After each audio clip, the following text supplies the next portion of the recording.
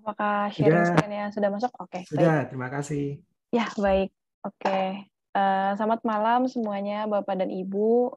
Terima kasih juga untuk Mbak Maya yang sudah mengundang saya untuk berkesempatan untuk bisa menyampaikan mengenai materi food waste gitu ya, yang mungkin beberapa waktu ini menjadi hal yang saya coba untuk usahakan gitu untuk mengatasi permasalahan food waste. Oke, nah mungkin kalau kita membicarakan tentang food waste, sebelumnya kita perlu tahu dulu pengertiannya. Karena permasalahan limbah pangan atau food wastage gitu ya, itu sebenarnya terbagi menjadi dua, yaitu food loss dan food waste. Dan ini dibedakan berdasarkan dari tahapan di mana sebenarnya pangan atau makanan tersebut terbuang atau tersia-siakan. Nah, kalau food loss itu adalah ketika pangan atau makanan itu tersia-siakan pada saat di pertanian, di peternakan, pada saat di penyimpanan, pada saat transportasi, dan juga pada saat pemrosesan. Lalu food waste itu bedanya dengan food loss tadi adalah makanan yang terbuang ini terjadi pada saat tahap di retail, di saat layanan di tempat layanan makanan, dan juga saat di rumah tangga. Nah, berikut untuk pengertiannya tadi, jadi food loss adalah hilangnya sejumlah pangan pada tahap rantai pasok produsen hingga memasuki pasar. Nah, penyebab dari food loss sendiri adalah yang pertama itu paling banyak adalah karena mutunya kurang baik. Jadi mungkin karena ada gagal panen atau mungkin kurang bisa sesuai dengan standarnya pasar, itu kemungkinan bisa terjadi food loss atau terjadinya tersia-siaan pangan gitu. Nah, yang kedua adalah penanganan dan penyimpanan yang kurang didukung dengan baik. Jadi mungkin ketika saat distribusi atau saat penyimpanan itu teknologinya kurang memadai, jadinya mungkin busuk saat penyimpanan, busuk saat jalan.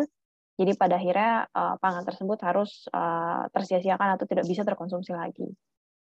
Nah, yang ketiga tadi mungkin sudah sedikit disinggung, banyak hasil panen yang ditolak karena penampilannya tidak sesuai dengan standar pasar.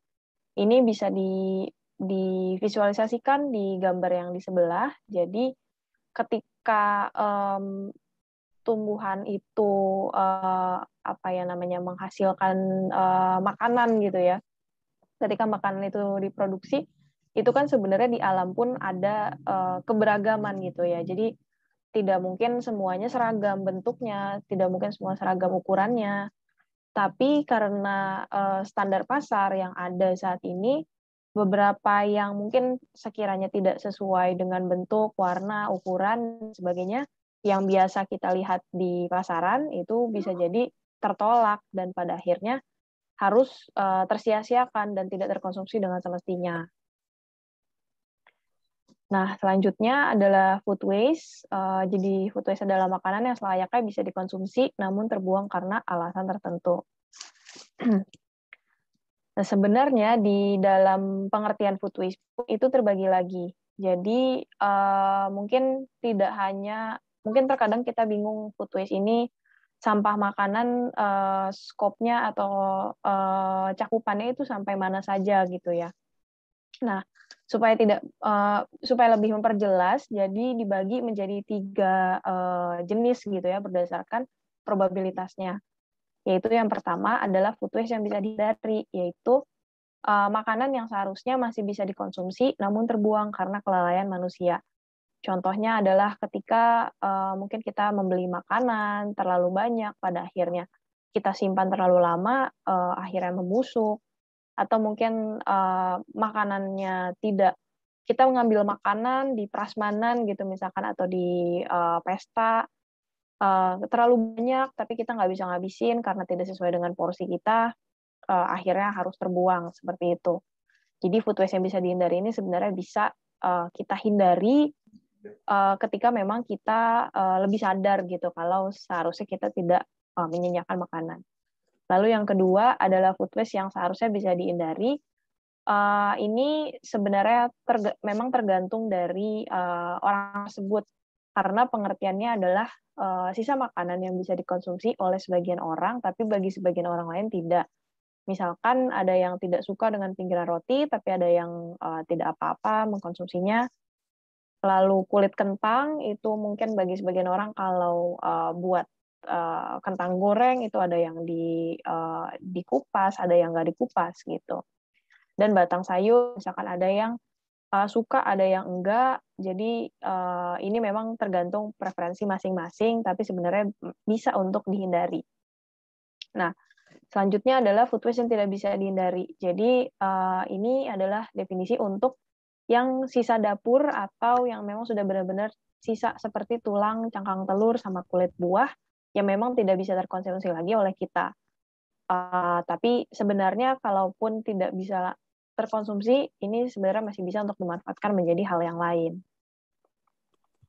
Nah, beberapa waktu lalu saya pernah menghadiri webinar dan melakukan survei gitu ya. Sebenarnya apa sih yang membuat beberapa orang, ini 25 orang yang mengikuti surveinya, sebenarnya apa yang membuat mereka membuang makanan? Paling seringnya karena apa?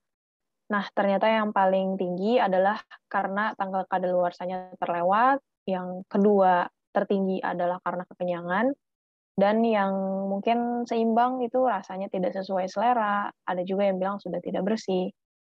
Lalu selanjutnya ada yang bilang porsinya terlalu banyak, kualitas makanan menurun, sudah tidak mood, dan sebagainya. Jadi memang ini satu orang bisa memilih lebih dari satu, dan memang kecenderungan orang macam-macam gitu ya, kenapa mereka paling sering membuang makanan. Nah, permasalahannya adalah kenapa sampah makanan ini harus kita perhatikan, karena data di dunia pun global food loss and waste per year itu sampai 1/3 dari makanan yang diproduksi di dunia.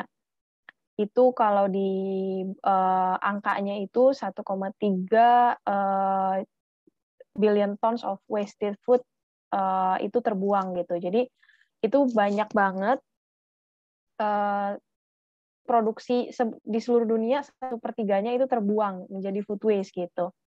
Dan kalau persentasenya bisa dilihat di sampingnya, paling banyak itu fruit and vegetable, lalu seafood, fish and seafood, selanjutnya sereal dari produk, dan meat and poultry. Jadi memang ini kalau bisa dibilang tadi kan ada food loss, ada food waste. Memang itu food loss itu paling banyak gitu ya, terutama di negara berkembang karena negara kita ini, misalkan contohnya negara Indonesia kan masih butuh pengembangan untuk teknologi penyimpanan, distribusi, dan sebagainya. Dan itu juga merupakan salah satu penyebab dari food loss tadi gitu. Nah, kalau di data di Indonesia sendiri, yang terbaru dari Bappenas 2021, sebanyak 23-48 juta ton makanan terbuang sia-sia per tahun di Indonesia. Ini setara dengan kerugian 200-500 triliun rupiah. Jadi ini bukan angka yang kecil, angka yang sangat besar gitu ya, dan itu berasal dari makanan yang seharusnya tuh bisa terkonsumsi dengan baik, bisa termanfaatkan, tapi malah tersia-siakan karena alasan-alasan tertentu. Lalu di tahun 2016 pun ada lembaga dari luar gitu ya yang menyatakan bahwa Indonesia ini penyumbang limbah makanan kedua terbesar di dunia. Jadi satu orang itu bisa menyumbang 300 kg sampah makanan per tahun. Itu bukan merupakan suatu prestasi yang baik, itu adalah lumayan sebagai apa ya, tamparan juga gitu buat kita, kok bisa gitu Indonesia yang mungkin adalah negara yang masih ketimpangan sosialnya masih tinggi, tapi banyak juga kalau dihitung-hitung yang membuang makanannya juga banyak gitu. Nah, tadi adalah yang data Bappenas yang paling baru. Jadi dari Bappenas ini melakukan penelitian selama tahun 2009 sampai 2019,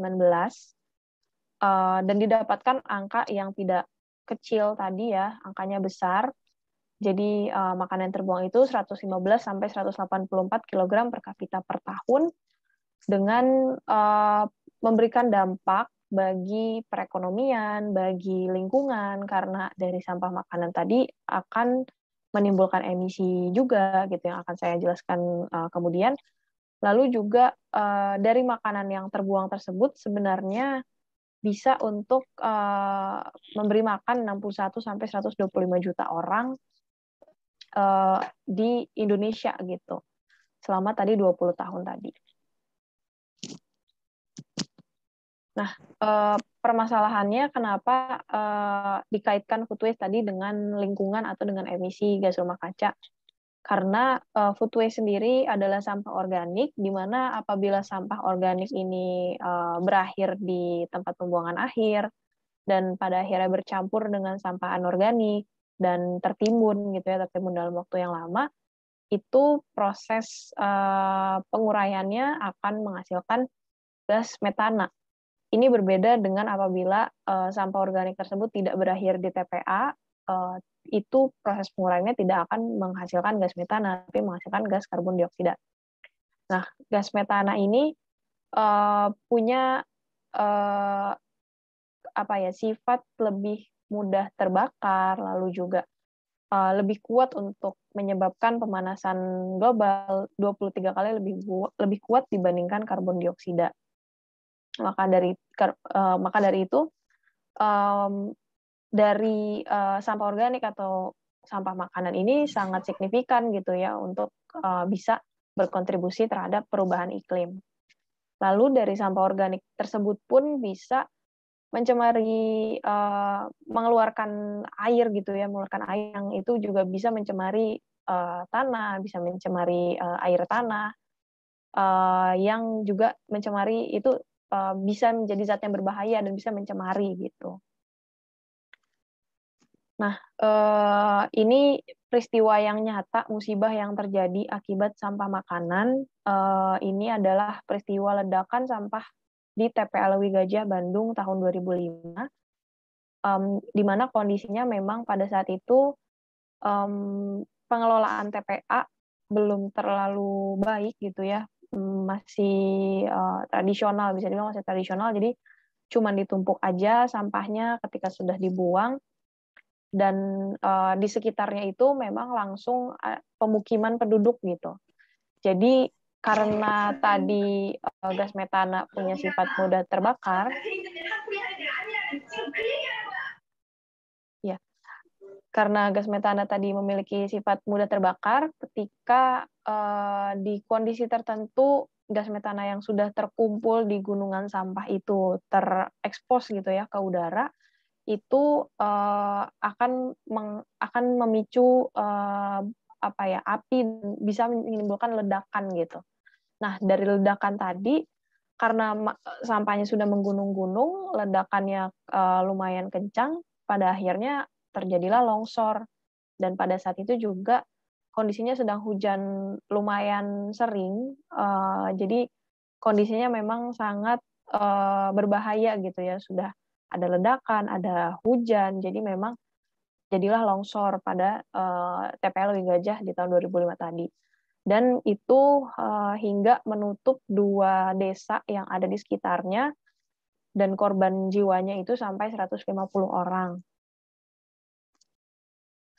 Nah, jadi permasalahan yang tadi sampah makanan itu bisa menghasilkan gas metana, bahkan diperkirakan bahwa emisi gas rumah kaca dari sampah makanan tadi sangat besar, bahkan nggak jauh dari emisi dari transportasi atau dari kendaraan gitu ya, emisi dari kendaraan. Lalu juga kalau misalkan analogikan gitu ya, kalau sampah makanan itu emisinya adalah sebuah country atau negara, itu akan menjadi negara dengan ini akan menjadi penyumbang third largest greenhouse gas emitter gitu ya. Jadi Cina kan pada saat itu di tahun 2011 ini adalah penyumbang emisi gas rumah kaca terbesar. Lalu selanjutnya USA, dan ternyata kalau misalkan sampah makanan disandingkan itu menjadi negara ketiga terbesar yang menyumbangkan gas rumah kaca. Nah, tadi sudah ada dari bagaimana dampak lingkungannya, juga bagaimana dampak sosialnya gitu ya. Nah, sebenarnya juga ketika kita membuang makanan itu juga kan ada rezeki atau ada bisa dibilang jatah gitu ya bagi orang yang membutuhkan makanan gitu, membutuhkan makanan yang layak. Maka bisa dikatakan throwing away food is like stealing from the table of those who are poor and hungry. Jadi ketika kita membuang makanan, padahal sebenarnya makanan tersebut masih bisa dikonsumsi, itu sama saja dengan kita menghilangkan rezeki gitu bagi mereka yang sebenarnya lebih membutuhkan makanan tersebut. Nah, mungkin saat ini sampah makanan di Indonesia atau mungkin di dunia belum benar-benar menjadi permasalahan utama dari permasalahan lingkungan karena mungkin kita tidak sadar gitu ya, mungkin dari sedikit-sedikit membuang makanan tapi ternyata dampaknya bisa besar, terutama kalau misalkan dibandingkan dengan sampah plastik, memang saat ini masih lebih banyak digencarkan permasalahan sampah plastik dibandingkan sampah makanan. Tapi tidak menutup kemungkinan ke depannya akan lebih banyak lagi orang yang peduli dan bergerak juga untuk permasalahan food waste atau sampah makanan tadi. Nah, jadi solusi dari permasalahan sampah makanan tadi sebenarnya terangkum di recovery hierarchy ini atau bagan gitu ya, bagan food recovery, di mana bisa dilihat di sini kan bentuknya segitiga terbalik gitu ya. Dimulai dari source reduction, lalu feed hungry people, feed animals, industrial uses, lalu composting, dan terakhir banget ini ke landfill atau incineration. Karena bentuknya segitiga terbalik, jadi ini memang diutamakan di bagian dari atas ke bawah gitu. Jadi memang yang paling penting di food recovery hierarchy adalah source reduction atau pengurangan pencegahan dari sumbernya. Jadi jangan sampai ada sampah makanan, kita harus mencegah supaya makanan tersebut ya tidak terbuang atau terkonsumsi dengan semestinya. Jadi itu adalah termasuk tahap prevention atau pencegahan. Lalu di bawahnya feed hungry people, feed animals ini adalah tahap reduction gitu ya. Jadi tahap di mana kalau misalkan memang sudah misalkan kita nggak bisa menghabiskan sendiri gitu ya, kita nggak bisa mereduksi hanya dari terdekat kita bisa mulai dengan membantu orang yang lebih membutuhkan. Lalu kalau misalkan memang tidak bisa benar-benar dikonsumsi lagi, kita bisa memberikan untuk hewan sekitar. Dan ke bawahnya ini sudah dibilang waste ketika memang sudah masuk ke industrial uses, bisa dipakai untuk recycling misalkan, untuk biofuels, lalu composting juga ini juga sudah termasuk waste, dan yang paling memang dicegah banget adalah jangan sampai ke landfill. Karena seperti yang tadi sudah dibicarakan, ketika sampah makanan berakhir di landfill itu akan menghasilkan gas metana yang berbahaya bagi pemanasan global dan akan menyebabkan perubahan iklim.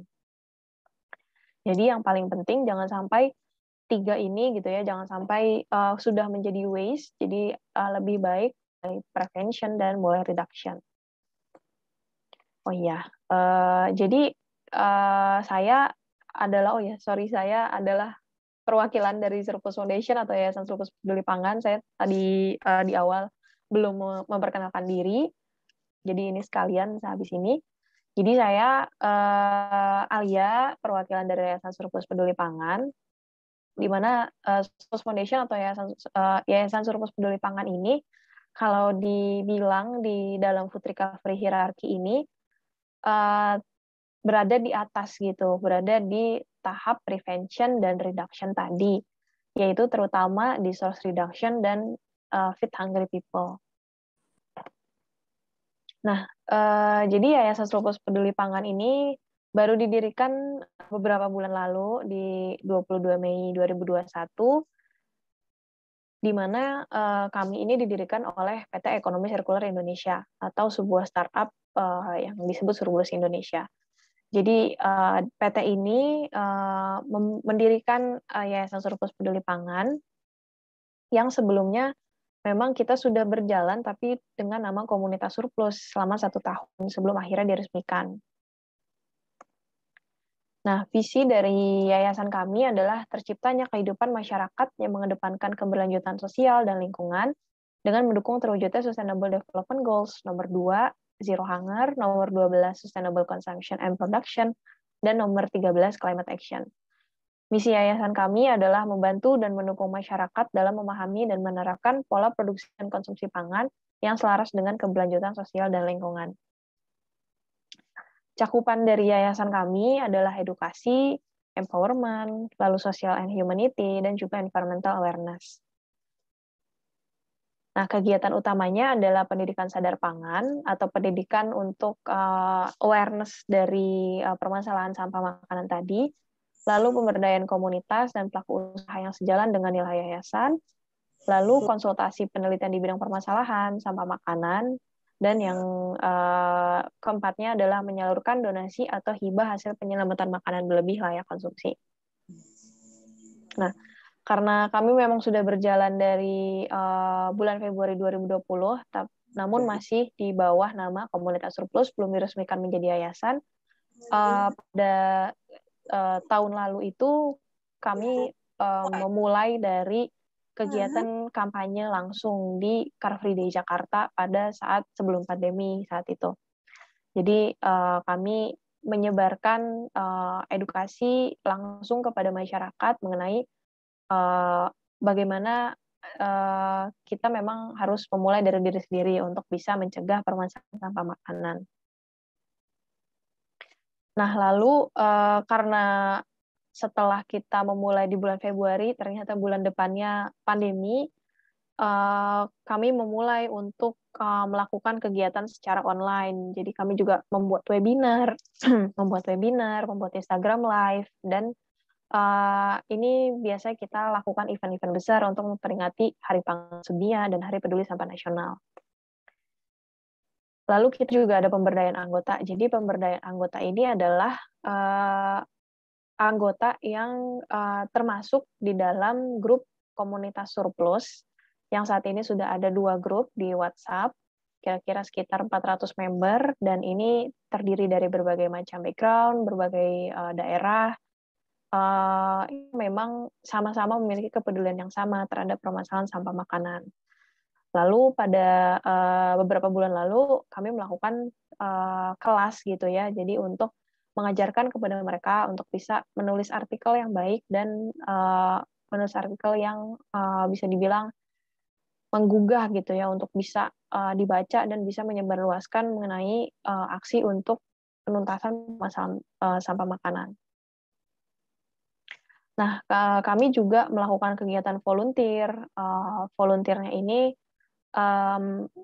bisa dengan menyebarkan informasi mengenai edukasi-edukasi tadi, bisa juga dengan ikut terlibat dalam pembuatan konten-konten sosial media. Nah, lalu ini yang sedang sering kami lakukan, yaitu kegiatan berbagi makanan berlebih. Jadi kegiatan ini adalah karena kami memang ingin untuk pencegahan tadi ya, pencegahan sampah makanan. Jadi kami sangat menerima apabila ada donatur gitu yang memang mau menitipkan atau memberikan makanan berlebih mereka yang daripada tersia-siakan, lebih baik bisa disalurkan kepada yang membutuhkan. Dan di bulan Desember 2020 tahun lalu, kami menerima sekitar 2 kotak susu dari donatur individual, dan kami berikan kepada masyarakat di daerah Jakarta Utara. Nah, selain untuk makanan berlebih tadi, sebenarnya kami juga membuka donasi, jadi penggalangan dana untuk donasi makanan. Dan ini sudah beberapa kali sih kami lakukan. Yang paling baru adalah di bulan Maret di Bekasi kami menggalang dana, lalu kami bekerja sama dengan salah satu tempat makan yang memang sering memberikan makanan gratis bagi masyarakat di sekitar. Lalu kami bantu untuk salurkan ke masyarakat sekitar Bekasi pada saat itu. Nah, ini adalah kegiatan eventual gitu ya. Jadi pada bulan Ramadan di tahun ini, kami mencoba untuk mengumpulkan kue-kue Lebaran atau makanan-makanan yang berlebih di parsel gitu ya, yang biasanya mungkin tertimbun lama dan tidak terkonsumsi mungkin karena lupa atau karena memang nggak selera dan sebagainya. Itu kami mendorong supaya individu-individu ini tuh lebih baik mengirimkan saja atau men-sharing gitu ya, food sharing gitu, dibandingkan hanya disimpan saja dan akhirnya menjadi waste. Jadi lebih baik di-sharing dan kami menyalurkannya kepada anak yatim pada saat itu. Nah, ini yang terbaru, kami sedang sebenarnya masih ongoing juga untuk program program pengumpulan makanan berlebih atau PPKM kami singkat gitu ya supaya familiar dari karyawan Bank DBS Pusat. Jadi kami bekerja sama dengan Bank DBS untuk karyawan-karyawannya bisa memberikan makanan yang berlebih yang sekiranya tidak terkonsumsi lagi, tidak maksudnya ini masih layak gitu ya, makanan berlebih masih layak, masih aman konsumsi, tapi mungkin karena terlalu lama disimpan, mereka juga tidak mengkonsumsi dalam waktu dekat. Nah, itu lebih baik untuk disalurkan saja gitu. Jadi kami menerima pengumpulan makanan berlebih tadi dan pada akhirnya terkumpul cukup banyak yang seperti yang ada di foto ini. Kira-kira ada 11 kaleng biskuit, lalu ada 80 kardus berisikan biskuit, mie instan, sereal, susu, minuman sachet, snack, minuman botol, bahan pangan, dan 20 kilogram beras. Jadi kira-kira kalau dihitung itu 900 kilogram makanan kita terima pada di bulan Juli Agustus 2021. Sorry. Nah, setelah pengumpulan tadi di bulan Juli sampai Agustus, kami baru minggu lalu juga melakukan penyaluran ke Puskesmas Cempaka Putih, Kecamatan Cempaka Putih.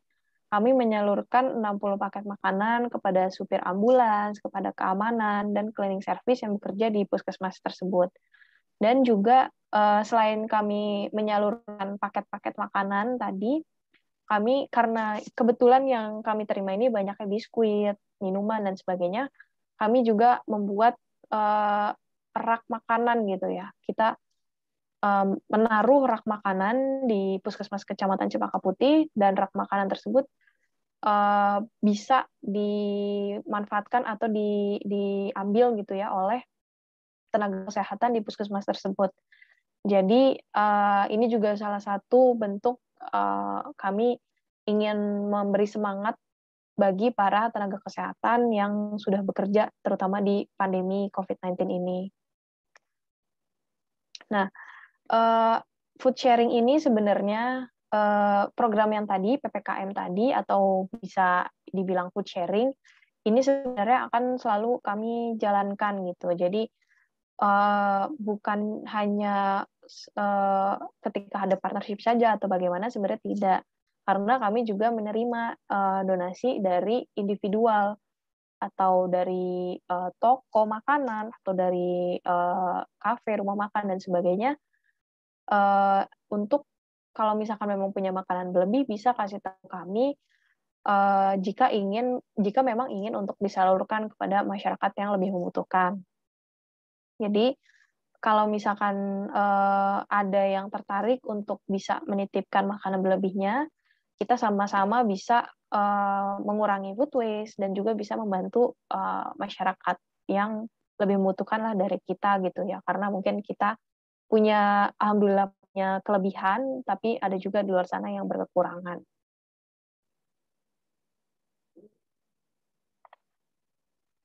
Nah, Yayasan Surplus Peduli Pangan sendiri sebenarnya baru beroperasinya di Jakarta, pusatnya masih di Jakarta, tapi sebenarnya tidak menutup kemungkinan apabila kami bisa memperluas jaringan di daerah-daerah lain.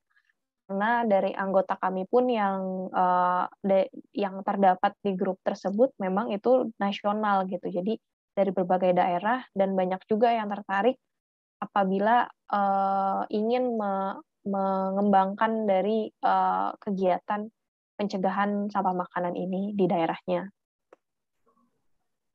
Nah, tadi mungkin ini saya sedikit juga menjelaskan bahwa Yayasan Surplus Peduli Pangan ini kan didirikan oleh PT Ekonomi Sirkular Indonesia atau sebuah startup yang disebut Surplus Indonesia.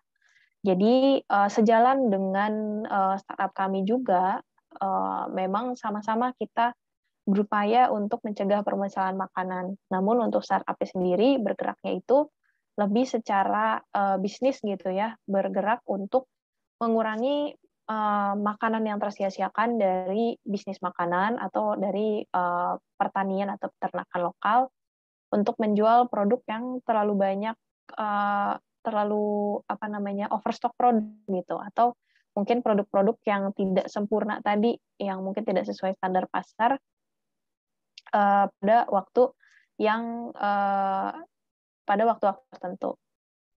Ini mohon maaf karena translate gitu, jadi bahasanya agak aneh gitu ya. Tapi jadi kalau Surplus sendiri memang bergeraknya itu untuk mencegah permasalahan sampah makanan di sektor bisnis food and beverage dengan melalui aplikasi Surplus. Baik, untuk dari saya mungkin sharingnya segitu dulu. Selanjutnya, apakah mungkin langsung tanya jawab atau bagaimana? Oke, terima Ya, kasih, Alia. Jadi ya. untuk tambahan aja, Mbak Alia ini di Surplus sebagai Executive Director, benar ya Mbak? Iya, betul. Ya, pimpinan pengurus dari Yayasan Surplus. Yayasan Surplus. Mm-mm. Oke, kita akan buka dulu 3 penanya. Ya, ini saya bacakan ya Mbak Alia ya. Oke, baik. Eh, dari Hendrika Desi, ya. Kalau dari luar kota, bisakah ikut donasi makanan berlebih seperti itu? Oke. Kalau dari luar kota, mungkin memang karena kita masih pusatnya di Jakarta, jadi kalau misalkan di luar kota, concern-nya mungkin saat pengirimannya ya itu. Tapi kalau misalkan dirasa makanannya bisa aman kalau dikirim lewat logistik gitu ya, itu memungkinkan sih sebenarnya. Terutama jenis-jenis makanan yang dalam kemasan, jadi bukan makanan-makanan basah gitu ya. Itu memungkinkan sebenarnya. Oke, kita buka pertanyaan untuk yang lain. Boleh di kolom chat atau raise hand atau silahkan open mic. Oke, ini mungkin ada yang nanya ya Pak ya, di apps logonya yang warna hijau or putih. Putih ya, namanya Ya, namanya Surplus Partner. Ya, betul. Jadi kalau di apps untuk customer warnanya yang putih yaitu Surplus Food Rescue App. Karena kalau yang hijau itu untuk merchant-nya, untuk toko makanannya untuk bisa menjual makanannya. Gitu.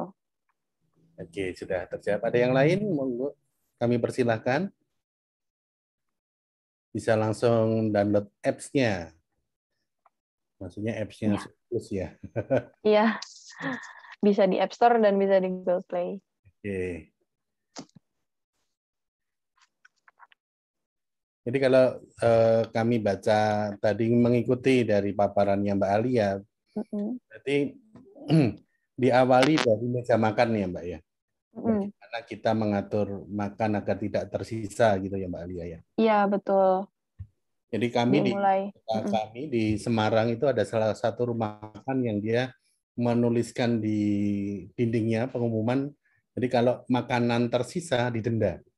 Wah, Sampai bagus itu. jadi hanya ada satu rumah makan yang nanti kapan-kapan yang mau ke Semarang saya ajak ke sana. Dan itu vegetarian. Kalau makan sisa, makan di tempat itu yang makan akan didenda. Gitu. Mungkin usaha pemilik, bagaimana cara pemilik akan, karena nasinya ngambil sendiri, nasi dan lauknya ngambil sendiri. Gitu. Oke. Iya, betul. Yang lain, silahkan. Oh, stop share screen. Ya. Oke.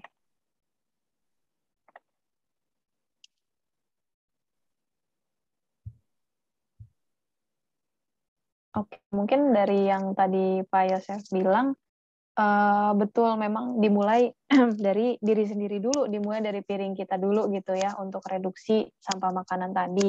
Kalau di restoran itu kan ada 2 sumber sampah makanannya, ada dari piring, tapi ada juga dari produk makanannya gitu kan. Nah, mungkin sebagai kita individual yang konsumen, bisa dimulai dari kalau makan ya dihabisin gitu. Mungkin kalaupun nggak sesuai selera ya seenggaknya itu kan makanan memang untuk energi kita juga gitu kan, untuk selagi itu memang makanannya baik ya dimakan aja gitu sampai habis. Oke, betul. Ini ada pertanyaan. Kalau di Indonesia paling banyak food waste dari mana ya, Mbak? Pertanyaan pertama. Yang pertanyaan kedua, aplikasinya mungkin tadi yang dimaksud surplus food rescue ya. Apakah hanya untuk Jakarta atau bisa di kota-kota lain? Oke.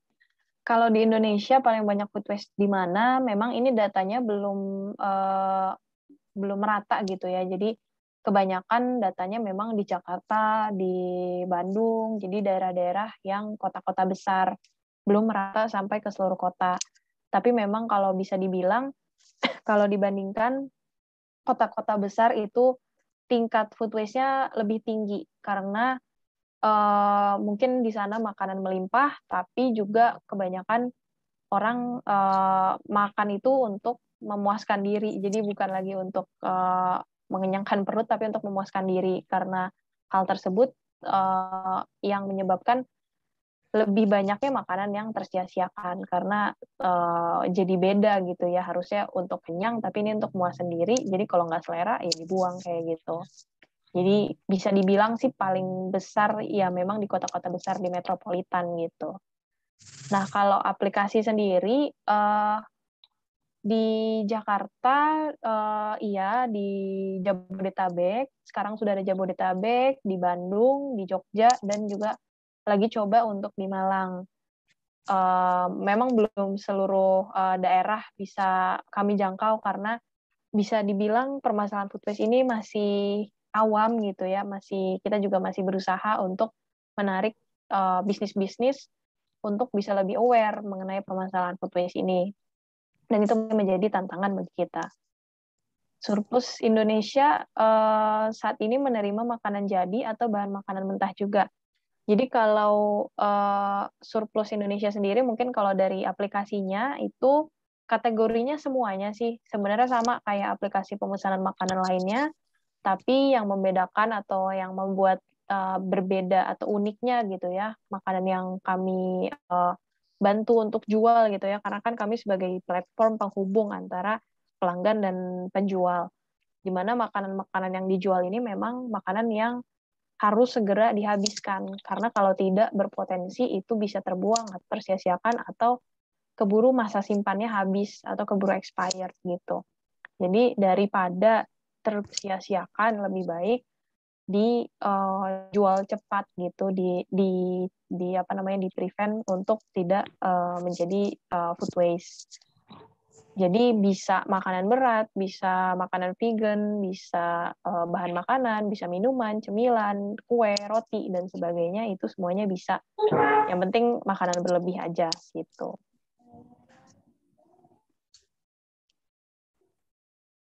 Ya, terima kasih penjelasannya Mbak Alia. Jadi ini sangat menginspirasi kita semua bagaimana sebuah makanan itu bisa jadi masalah ternyata.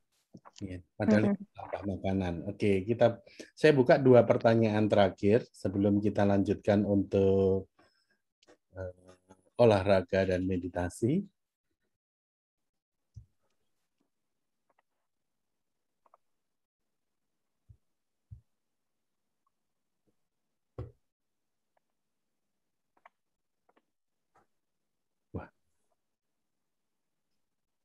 Sudah pada jelas ini atau gimana?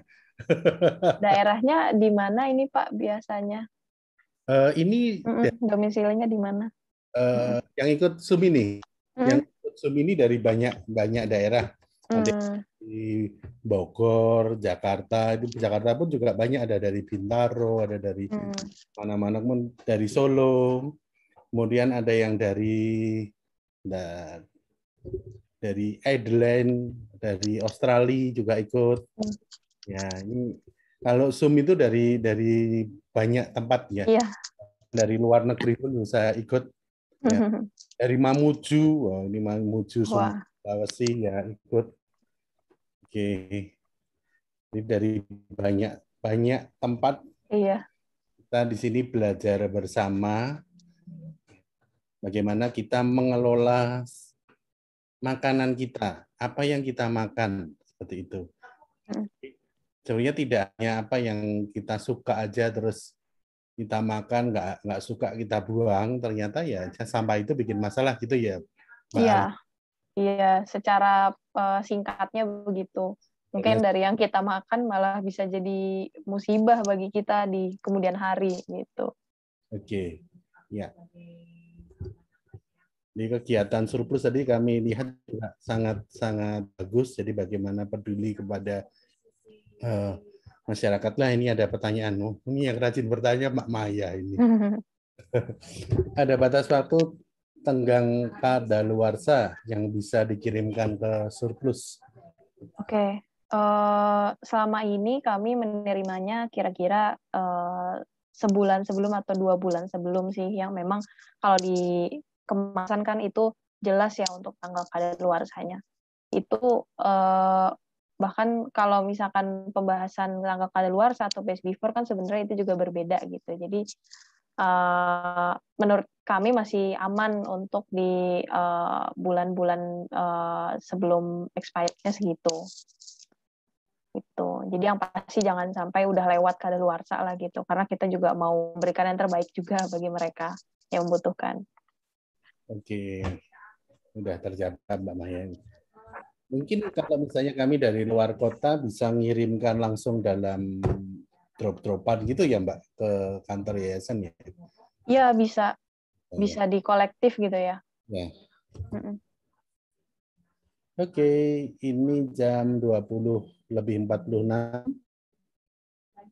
Ada satu pertanyaan lagi. Saya buka. Kita diskusi, kita ngobrol bersama.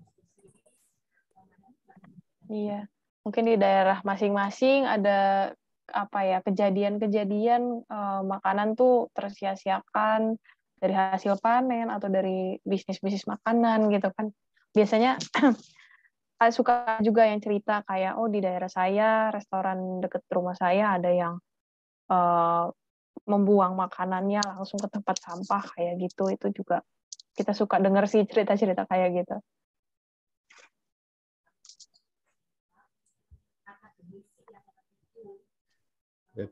Oke. Ini nggak ada pertanyaan lagi. Bener nih nggak ada tanya. Nanti nganu loh, keburu Mbak Alia undur diri loh. Nah ini Pak Agung Saputra. Oke. Untuk lebih tahu tentang surplus ya, oh ini dari surplus saya. Iya, itu dari surplus juga, Pak. Pak Agung Saputra. Ada Mas Agung. Nah itu ada webnya. Bisa semua sahabat Rani Giling untuk bisa lihat itu, dibuka webnya nanti atau dicatat ya di www.surplus.id. Oke.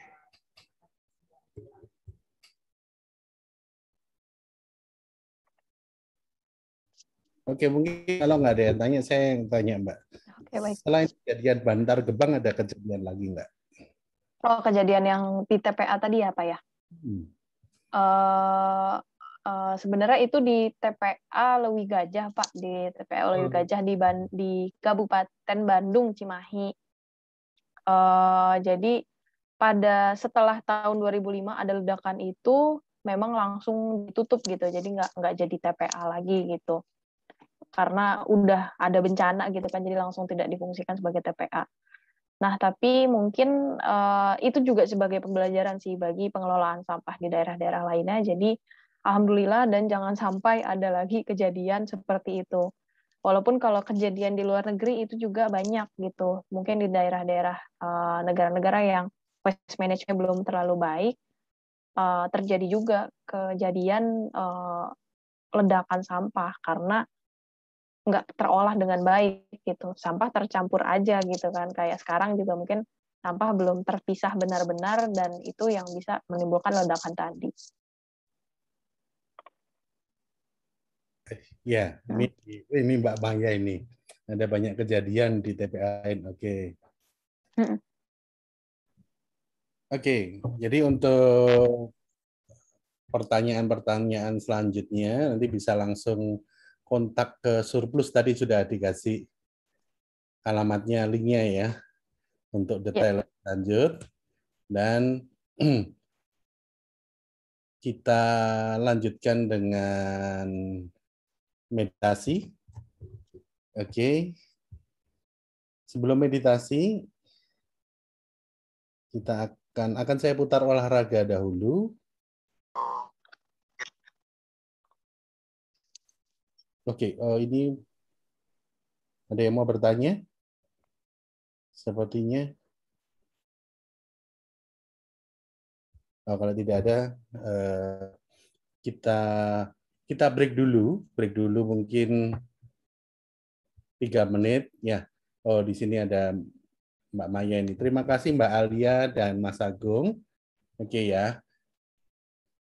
Kami atas nama Yayasan Prana Jawa Bali dan Indonesia Prani Giling mengucapkan terima kasih kepada Mbak Alia, kepada Mas Agung untuk sharingnya, sharing yang sangat indah. Jadi intinya adalah awali itu dari meja kita, dari atas piring kita. Kemudian kalau kita membeli makanan bukan karena keinginan tapi kebutuhan, gitu ya Mbak Alia ya. Iya, betul.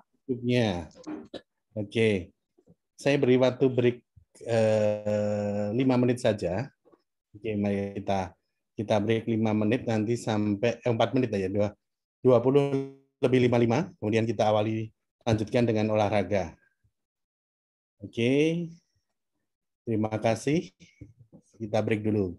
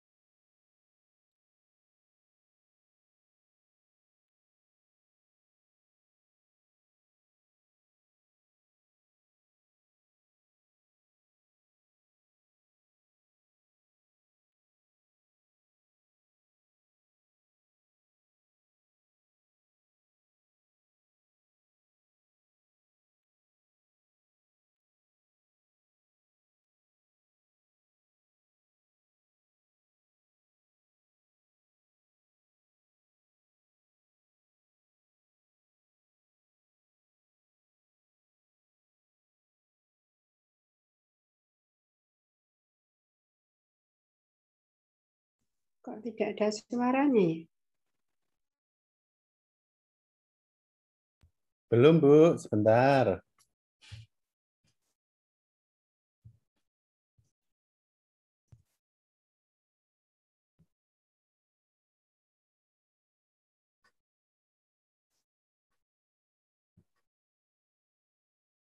Oke, kita lanjutkan untuk olahraga ya.